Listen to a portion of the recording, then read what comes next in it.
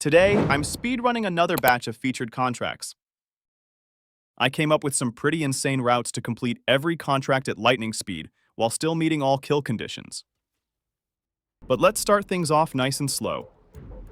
This is the slowest run of the batch, but one trick alone saved me an entire minute.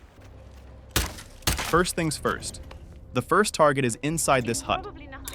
I need a drowning kill, so I'm trying to move him to the toilet as quickly as possible. The Mr. Chainsaw explosive is perfect for this. Thanks to the squeeze prompt, it lets me reposition the target very quickly. I'll actually be using the same item again later for the explosive kill condition. I love this item. It's incredibly useful for speedrunning. Next up is the angler. He has to die in a fire accident, which isn't possible on Haven Island without a little help. That's why I brought an oil canister in the briefcase. I'm shooting the chair next to the target here. The target panics and runs to the nearest guard to report the gunshots. And right along his path, I prepare the oil spill for a quick fire accident kill. The final target is located in the underground facility. This body shot lets me run through unnoticed. And here's the glitch that saved me an entire minute. From this position, it's possible to use a cover aim boost to clip out of bounds, which means we can completely skip going down into the facility. I throw the same Mr. Chainsaw explosive, the one I used on the first target, down into the server room, where the final target is waiting. He usually takes off like a rocket after the explosion and gets spotted, so I have to wait for the right timing before triggering it.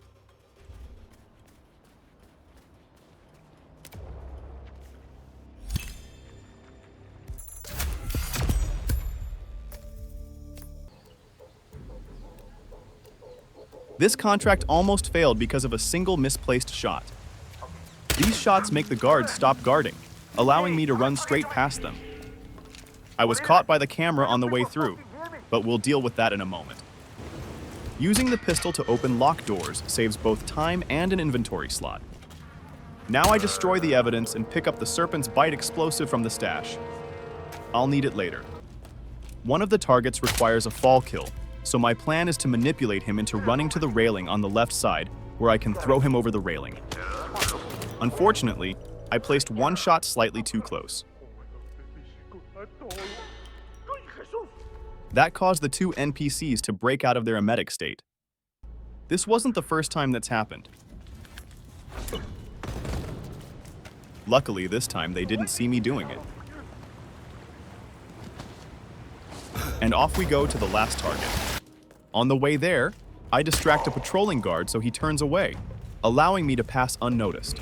The final target is inside this botany lab, along with another NPC. I simply lure the non-target outside and throw the Serpent's Bite explosive onto the roof above the target. Now I just wait for the right moment for the other NPC to leave the botany lab. Then I trigger the explosion. A shot behind him would also work to turn him around and let me pass unnoticed.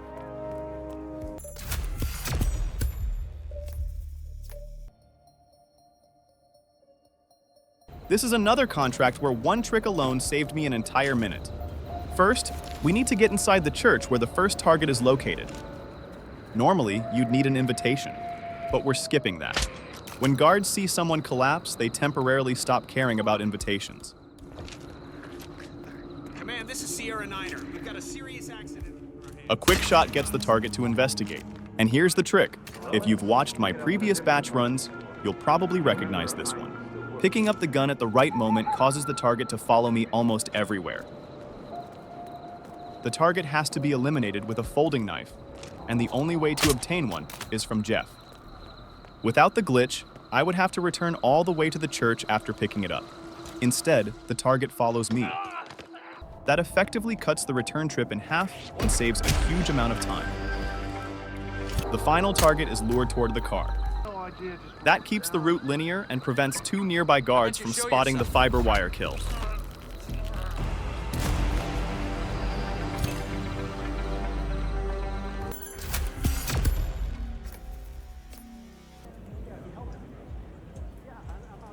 This contract turned into a race against Agent Swan.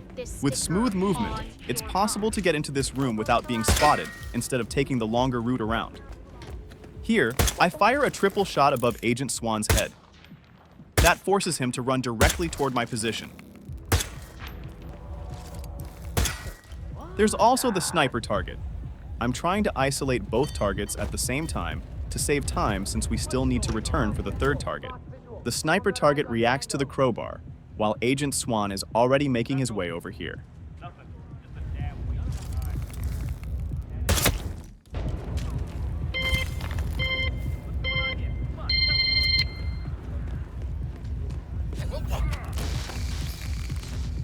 To be fair, he might have had a chance if the race had lasted a little longer.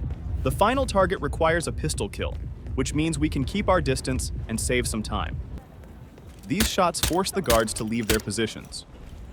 This shot knocks the NPC down. As long as he's on the ground, he can't see the body. That's more than enough time to reach the exit.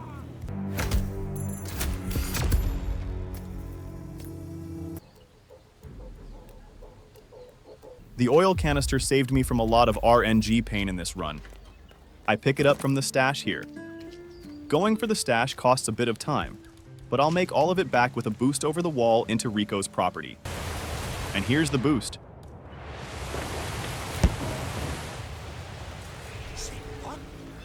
The gardener almost ended the run with that side-eye. Let's see if the first target notices the obvious danger. Nope. This lures a non-target away from the gas heater lamp, leaving the two targets alone for an easy double kill.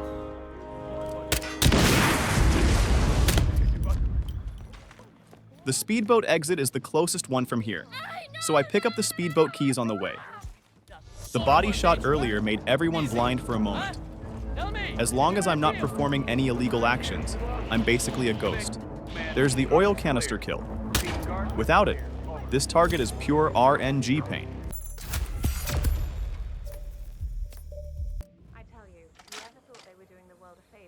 Two simple techs were enough to achieve the fastest time on this contract.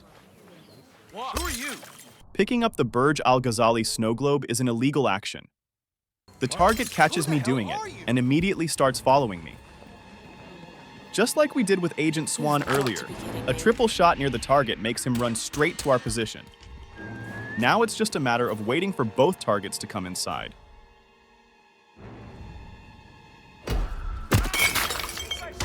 Those two simple techniques isolate both targets in no time, making it easy to throw them over the railing and satisfy the fall kill requirement.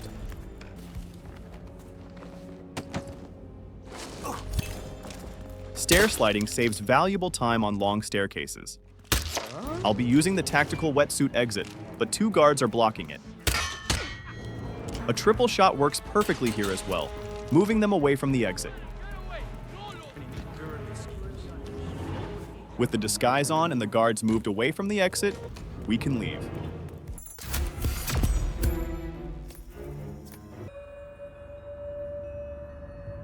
Two wall bangs were the key to getting the fastest time on this contract. I throw down the EMP charge. It's a fast way to open locked doors on Hokkaido. For now, I'm leaving the camera alone. The sooner I can wall bang the first target, the faster the run becomes. Here's the first wall bang. It moves the target behind this wall straight to the toilet. And here's the second one. It eliminates the target upstairs. I'm not a fan of the Hokkaido doors, but that one was smooth. By now, the first target should be just about to reach the toilet. We've got reports of a real troublemaker out there.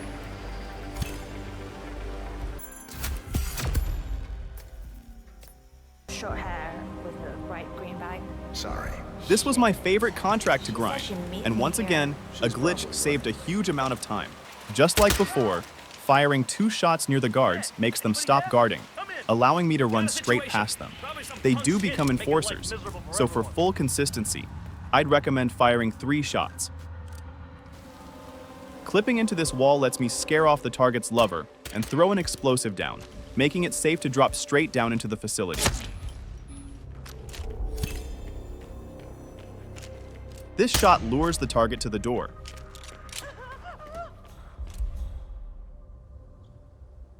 For some reason, the NPC looking straight at the body never actually spots it.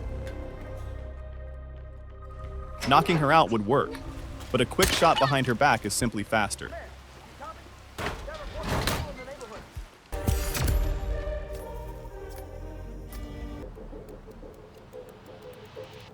The spaghetti sauce boost saved me a lot of time by skipping the second staircase entirely.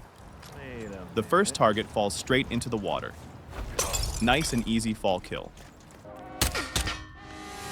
This staircase, however, I actually have to use. That was probably the easiest fall kill I've ever had. Now for the spaghetti sauce boost. You've probably noticed by now that a lot of these time saves come from boosts and glitches like these. They completely change how you approach a route. And that's the second staircase I completely skipped thanks to the boost.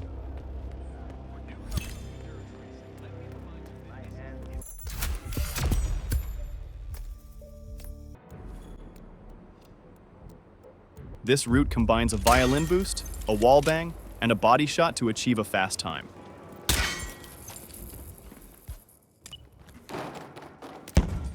The violin boost places me right next to two targets, making the disguise requirement quick and easy. This wallbang lets me eliminate the next target without ever entering the room. This leg shot removes the guard's enforcer status, allowing me to pass unnoticed. That shot was definitely the hardest part of the run.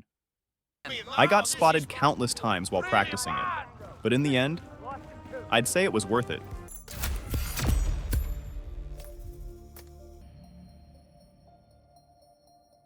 The bomb launch made this contract ridiculously fast. And there it is. The bomb also makes a sound, distracting these NPCs and giving me enough time to manipulate two targets. This shot moves the target closer to the bomb I launched earlier. That's a failed quick shot. I'm a bit disappointed it cost me a little bit of time, but I'm just glad it wasn't this.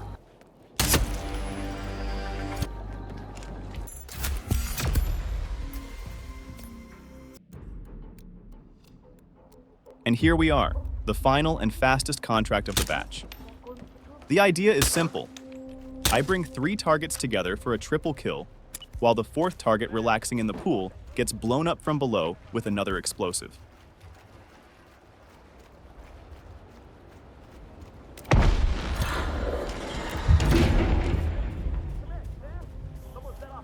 Thanks so much for watching. I had a great time rooting these contracts, and I'm already looking forward to the next batch. See you in the next